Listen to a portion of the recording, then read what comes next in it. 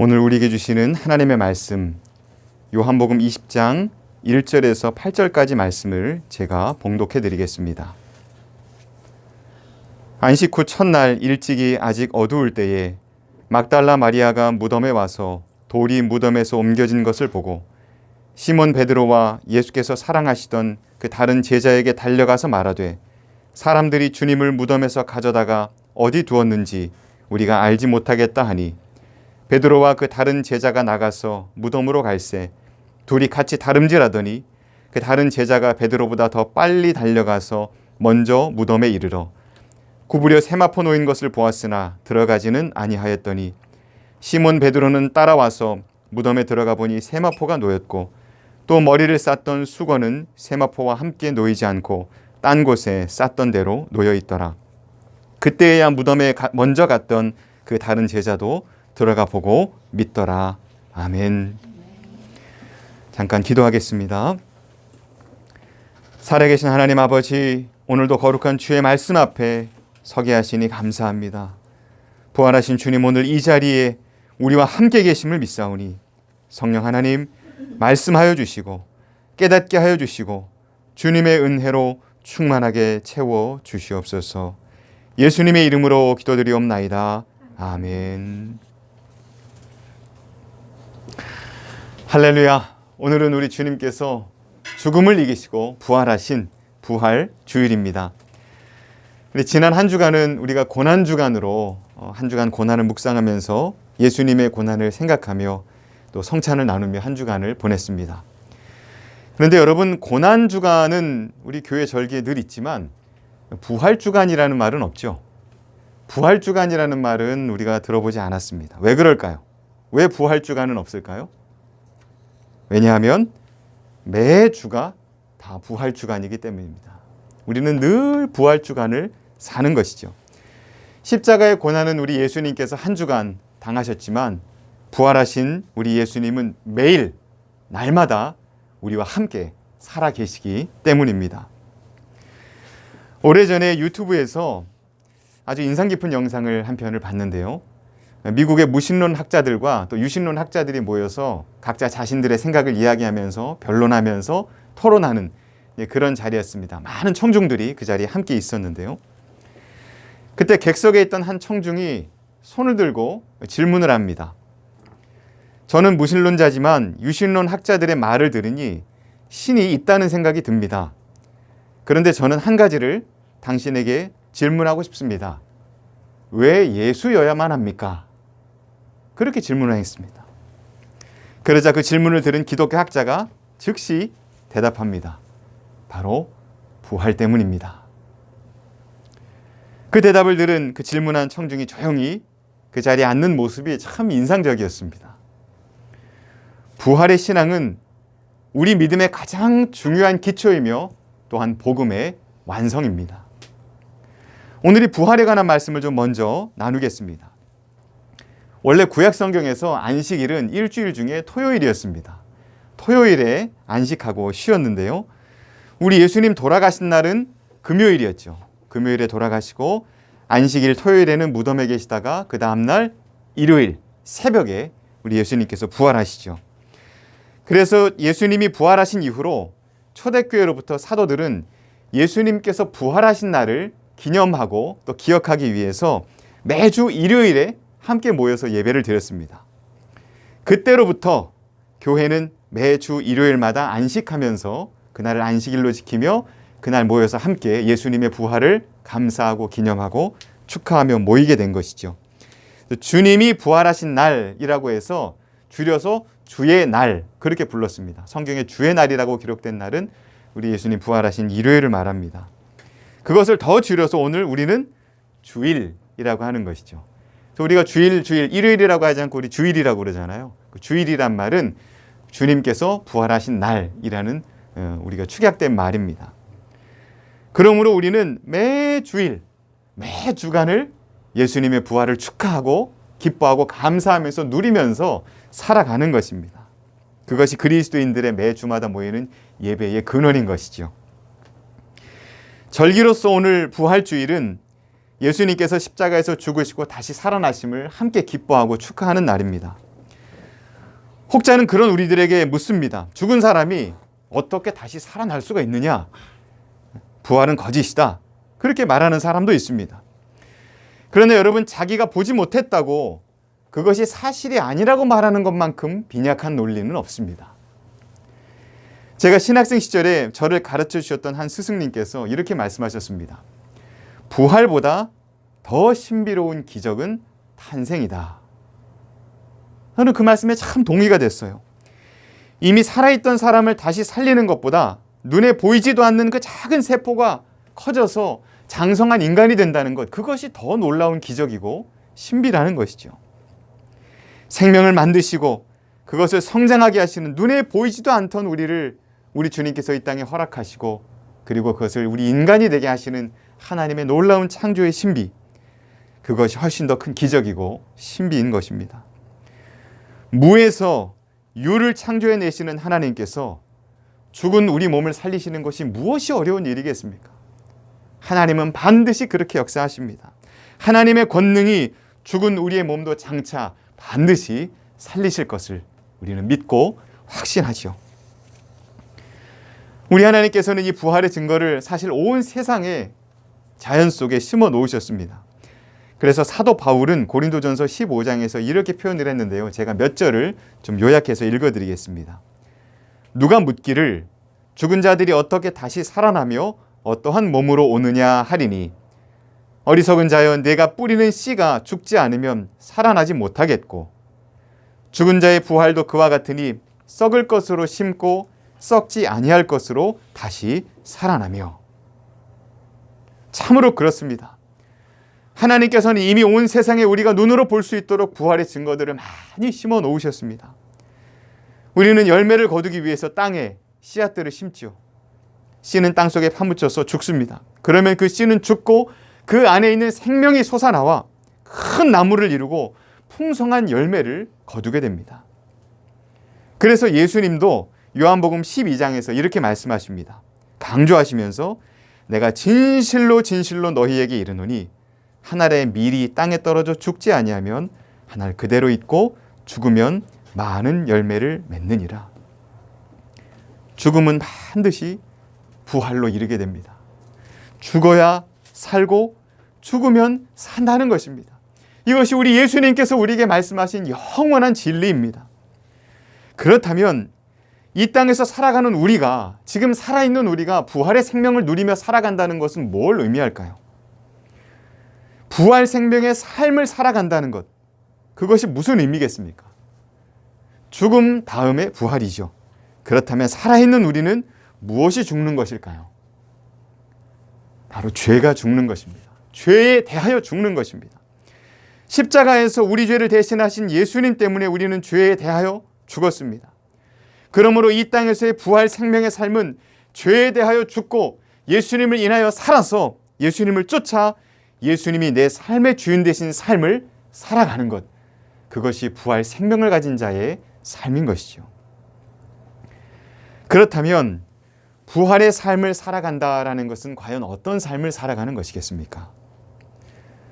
이제 오늘 요한복음의 본문 말씀을 통해서 예수님의 부활의 삶이 어떠하셨는지, 그리고 우리는 어떤 부활의 삶을 살아야 하는지, 우리가 살아가야 할 부활의 삶이란 무엇인가를 함께 살펴보겠습니다. 여러분, 예수님께서 무덤에서 3일 만에, 장사한 지 3일 만에 죽음을 이기시고 부활하신 후에 예수님께서 무덤에서 일어나서 제일 먼저 하신 일이 무엇인지 아십니까? 자기 누우셨던 자리를 정리하시는 일이 예수님이 제일 먼저 하신 일이었습니다. 오늘 본문 6절을 한번 보시겠습니다. 6절 말씀을 보시면 시몬 베드로는 따라와서 무덤에 들어가 보니 세마포가 놓였고, 그 당시 제자들은 예수님께서 체포되시고 또 십자가에서 돌아가시고 난 뒤에 자신들도 그렇게 붙잡혀서 고문당하고 죽을까 봐 그것이 너무 무섭고 두려워서 어느 한 집에 모여 숨어 있었습니다. 그런데 이른 아침에 예수님의 무덤을 찾아갔던, 예수님의 시신의 향유라도 어떻게 발라드릴 수 있을까 두려워하면서 걱정하면서 찾아갔던, 그러나 들어갈 수는 없어서 안타까워했던 그 여인들이 급하게 돌아온 겁니다. 제자들에게 와서 전하기를 돌문이 옮겨지고 그 무거운 돌문이 옮겨지고 무덤이 비었다는 소식을 이 숨어있는 제자들한테 전한 겁니다. 여러분, 당시 예수님이 장사되셨던 무덤은 이 돌을 파서 굴처럼 만든 그런 아주 거대한 무덤이었습니다. 그리고 그 무덤 입구를 막은 돌문이 높이가 2m가 넘는 거대한 돌덩어리였습니다. 둥근 돌이었고 그 아래는 홈이 파져 있어서 한번 그 홈에 들어가면 다시는 열지 못하도록 단단하게 막혀 있는 것이 예수님 묻히신 무덤이었고 돌문이었습니다. 더군다나 그 돌문에는 로마의 봉인이 쳐져 있었습니다. 경비병들이 그 앞을 삼엄하게 지키고 있었습니다. 혼자서는 누구의 힘으로도 옮길 수 없는 것이 그 무덤의 돌문이었습니다. 그런데 그 돌문이 열리고 그 무덤이 지금 비어 있다는 소식을 전한 겁니다. 이 소식을 듣자마자 예수님의 수제자였던 베드로와 사랑하시던 제자 요한이 문을 박차고 달려나갑니다. 온 힘을 다해 달려서 예수님 무덤으로 갑니다. 그리고 마침내 예수님을 장사 지냈던 그 무덤 앞에 도착을 했습니다. 여인들이 말대로 정말 그 거대한 돌문이 한쪽으로 젖혀져 있습니다. 군사들은 어디로 갔는지 보이지도 않습니다. 들어가지는 못하고 밖에서 이렇게 보니까 정말로 무덤이 비어 있습니다. 베드로가 먼저 용기를 내서 무덤 안으로 들어갑니다. 그리고 요한이 그 뒤를 따라서 무덤 안으로 들어갔습니다. 그들이 발견한 것은 예수님의 시신이 아니라 그 시신을 감쌌던 세마포뿐이었습니다. 예수님은 무덤에 계시지 않았고 예수님의 시신을 감쌌던 세마포만 놓여 있는 것을 발견합니다. 그런데 이 세마포가 놓여진 모습이 아주 특이했어요.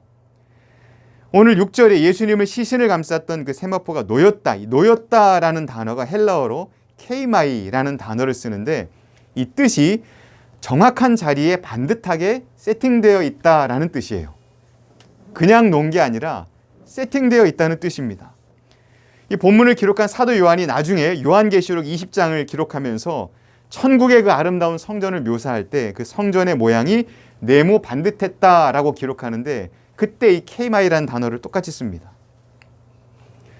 그러므로 여기 무덤에 남아있던 세마포는 아무렇게나 흩어져 있던 것이 아니고 예수님 누우셨던 그 자리에 네모 반듯하게 세팅되어 있었던 것입니다.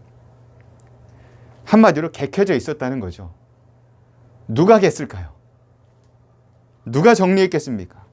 부활하신 예수님께서 자기 몸을 감싸고 있던 그 세마포를 벗으시고 그 자리에 그 세마포를 접어서 개어 놓으신 거예요. 가시런히 정리해 두신 겁니다. 또 7절을 보시기 바랍니다. 또 머리를 쌌던 수건은 세마포와 함께 놓이지 않고 딴 곳에 쌌던 대로 놓여 있더라.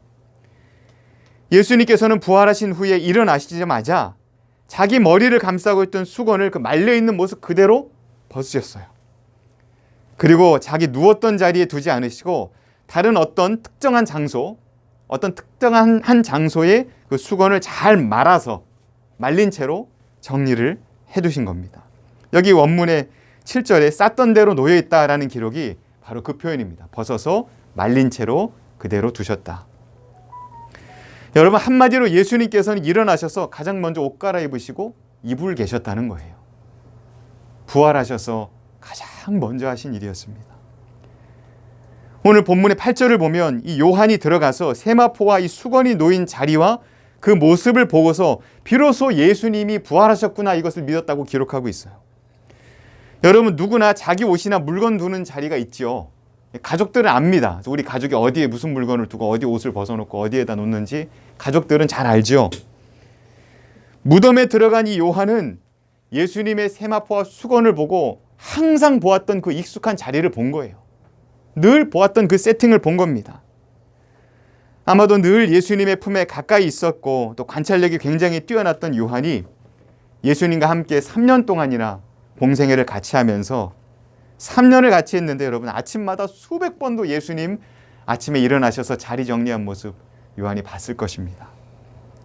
요한은 무덤 속에서 예수님이 정리하신 그 익숙한 모습을 발견한 겁니다.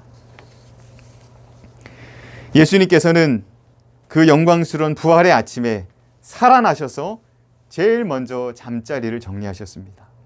그럼 그 다음에는 무엇을 하셨을까요? 우리 예수님 빌라도를 찾아가시거나 대제사장을 찾아가서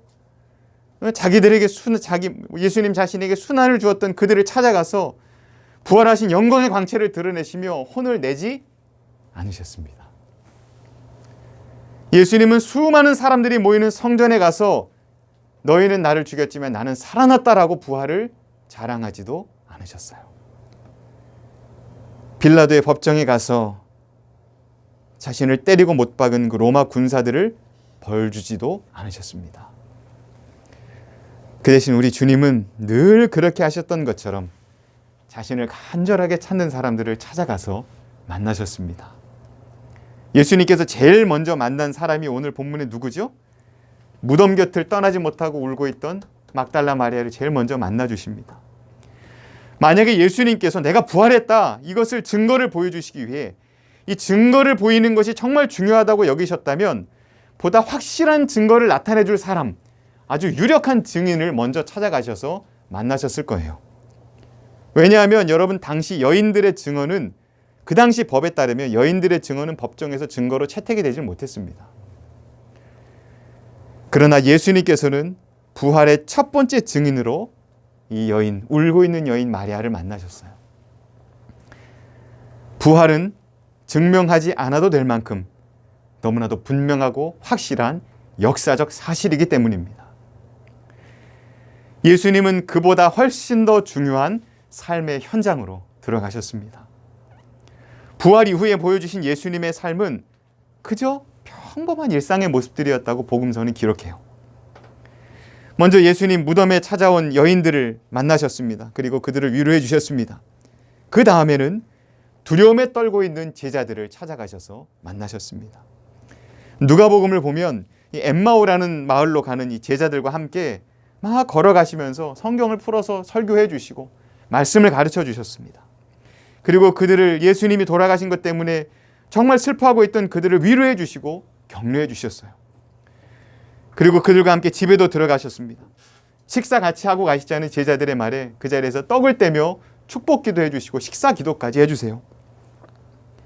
그리고 예수님은 또 자리를 옮기십니다. 또 다른 제자들을 찾아가십니다. 숨어있던 제자들, 두려워 떨고 있던 제자들에게 찾아가셔서 믿지 못하는 제자들, 예수님이 다시 살아나셨다니까 믿을 수가 없어하는 제자들 앞에서 심호흡을 하십니다. 내가 이거 숨 쉬는 거 봐라 하면서 크게 숨을 내셔서 제자들 얼굴에 막 숨결이 닿는 심호흡을 하십니다.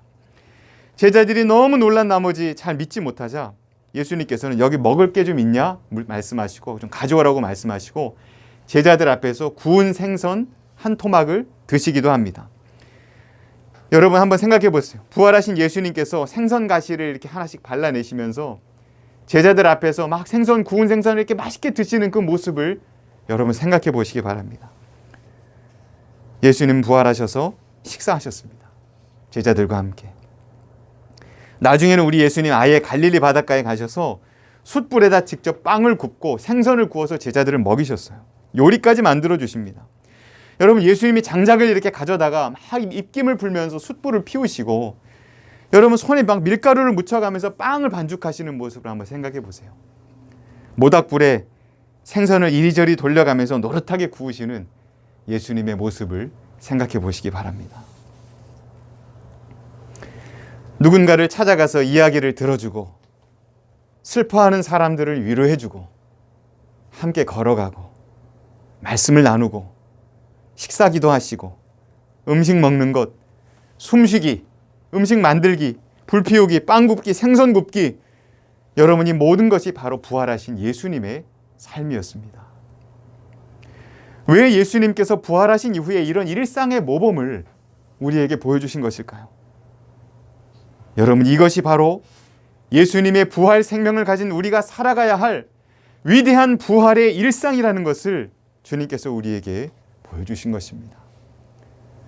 부활의 삶은 우리의 일상입니다. 일상의 삶은 위대합니다.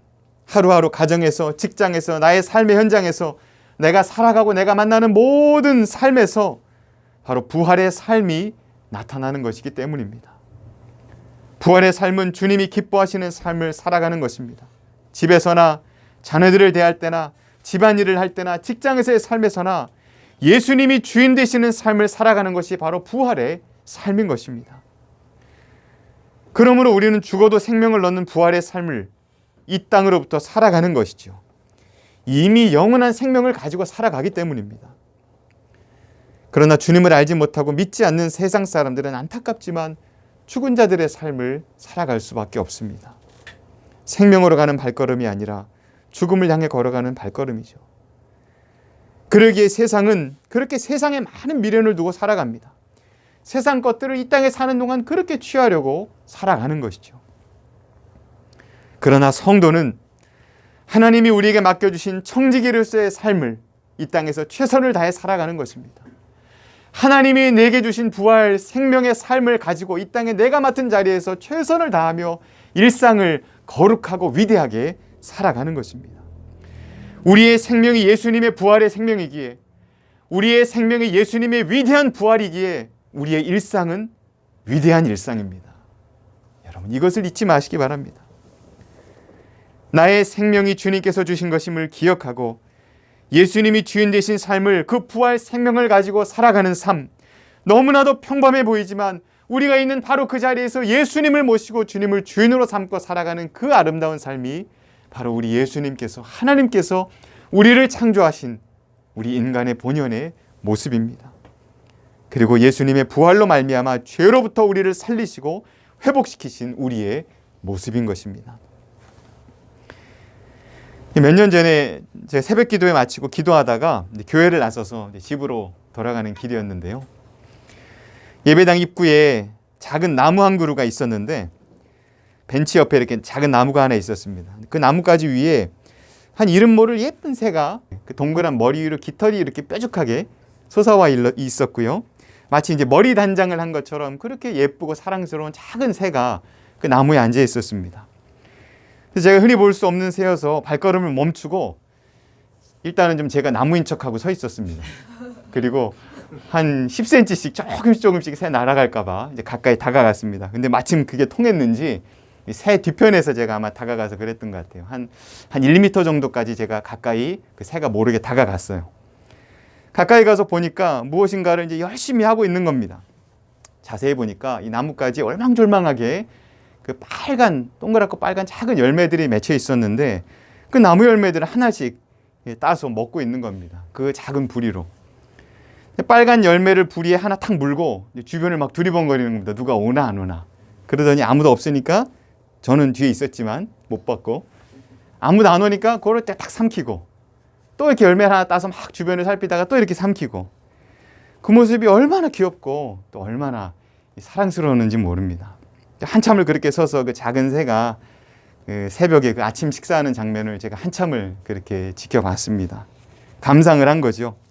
그렇게 한 5알쯤 먹고 있을 때 저쪽 편에서 어떤 사람이 이제 길을 걸어오니까 인기척이 느껴지니까 즉시로 그냥 눈치를 채고 담장 너머로 후두둑 하고 이제 날아가 버렸습니다. 자리를 피하더라고요. 제가 그 모습을 보면서 참 많은 생각이 들었습니다. 물론 새가 나무 열매 따먹는 게 무슨 특별한 그런 이벤트다, 그런 건 아니죠. 그러나 그 모습이 그렇게 기특하고 또 사랑스러워 보였던 이유는 그 당시에 공원을 점령하고 있었던 수많은 비둘기 떼들하고 너무 비교가 됐던 거예요. 이 비둘기들이, 도시 비둘기들이 그냥 쓰레기장 주변 얼마나 어슬렁거립니까? 그러면서 아주 더러운 쓰레기들을 먹죠. 누가 와도 도망갈 줄도 모르고 뒤뚱거리면서 길거리를 걸어 다니는, 날개가 있는데도 걸어 다니는 그 이제 도시 비둘기들의 그 모습을 보면서 너무 비교가 되는 거예요. 평소에 그렇게 익숙한 모습, 비둘기들의 모습만 보다가 그 작고 귀여운 새, 그 귀여운 새 한 마리가 마땅히 자기가 먹어야 될, 하나님이 창조하셔서 창조의 질서를 따라 자기가 먹어야 될 그 깨끗한 나무 열매를 따서 먹고, 또 누군가 사람이 다가오면 황급히 자리를 피해서 날아갈 줄 아는 그 창조의 모습의 본연의 모습을 보인 그 모습이 너무 사랑스럽고 너무 귀했던 겁니다. 하나님께서 원래 창조하신 모습대로 살아가는 새의 일상만 봐도 여러분 이렇게 마음이 좋은데, 여러분 하나님께서 우리를 보실 때 예수님을 주인 삼은, 원래 하나님이 우리를 지으신 그 아름다운 모습, 그 본연의 모습으로 그렇게 선하고 아름답게 주님을 모시며 살아간다면 여러분 하나님은 얼마나 기특하게 여기시고 얼마나 우리를 사랑스럽게 보시겠습니까? 먹지 말아야 할 더러운 죄악들 거절하고 하나님의 생명의 말씀을 늘 먹으며 힘을 얻고 하나님께서 기뻐하시는 일을 하며 땅을 버타면서 땅을 걸어 다니는 것이 아니라 주님 주신 날개로 하늘을 날아 아름다운 신앙의 삶을 살아가면서 위로하고 도와주고 사랑하고 섬기면서 참으로 그리스도인답게 하나님의 청지기답게 일상을 살아가는 우리의 모습을, 바로 그 모습을 보실 때 우리를 지으신 아버지 하나님, 우리를 부활 생명으로 다시 살리신 우리 주님이 얼마나 기뻐하시고 얼마나 우리를 귀히 여기시겠습니까? 사랑하는 성도 여러분, 부활의 삶은 일상을 살아계신 주님과 함께 사는 것입니다. 우리 예수님, 부활하신 예수님이 주인 되신 삶을 살아드리는 것입니다. 그 삶이 하나님을 감동하게 하는 삶이며 하나님을 기쁘시게 하는 삶이며 우리를 원래 지으신, 천지를 창조하시며 그 가장 아름다운 모습으로 지으신 바로 그 모습으로 회복시키려고 우리 예수님 십자가에 죽으시고 우리의 모든 죄를 사하셔서 정결하고 깨끗하게 만드셔서 부활하심으로 우리에게 부활 생명을 주심으로 다시 회복시켜 주신 하나님 지으신 우리의 원래 모습입니다. 부활하신 예수님과 함께 사는 위대한 일상, 이것이 바로 부활의 일상이며 우리가 살아가야 될 부활의 삶인 것입니다. 예수님이 우리와 함께 하십니다. 우리의 평범한 일상을 아름다운 부활의 삶이 되게 하시려고 예수님께서 십자가에서 죽으시고 다시 살아나셨습니다. 그 생명이 오늘 우리 안에 있습니다. 그 생명을 가지고 우리는 오늘도 살아갑니다. 이번 한 주간 우리 일상에서 예수님과 함께 부활의 삶을 살아가시기 바랍니다. 하나님을 기쁘시게 하고 영화롭게 하는 너무나도 평범해 보이지만 주님의 이름으로 살아갈 때 가장 위대한 바로 그 일상을, 부활의 삶을, 부활의 거룩한 일상을 살아가는 사랑하는 우리 모든 성도님들 되시기를 존귀하신 주님의 이름으로 축원합니다. 아멘. 함께 기도하겠습니다. 살아계신 하나님 아버지, 우리를 위하여 고난당하시고 십자가 위에서 죽으시고 장사한 지 3일 만에 다시 살아나셔서 부활하신 우리 예수님, 오늘 여기 살아계신 우리 예수님, 우리에게도 그 영원한 부활의 생명을 주시니 감사합니다. 부활하신 우리 예수님, 주님께서 그렇게 우리에게 본을 보이셨던 것처럼 우리도 예수님의 부활 생명을 가지고 주님과 함께 아름다운 부활의 일상을 날마다 살아가게 하여 주시옵소서. 우리의 가정과 직장과 삶의 모든 자리마다 부활하신 예수님 우리와 함께 계심을 믿사오니 주님의 이름으로 살게 해주시고 하나님의 자녀로 살게 해주시고 하나님의 백성으로 살게 해주시고 하나님의 청직이 된 아름다운 부활의 일상을 예수님의 생명을 가지고 살아가는 우리 모두가 되게 하여 주시옵소서. 함께 하심을 감사하며 감사와 찬양을 드려오며 부활 생명 되신 우리 주 예수님의 이름으로 기도드리옵나이다. 아멘.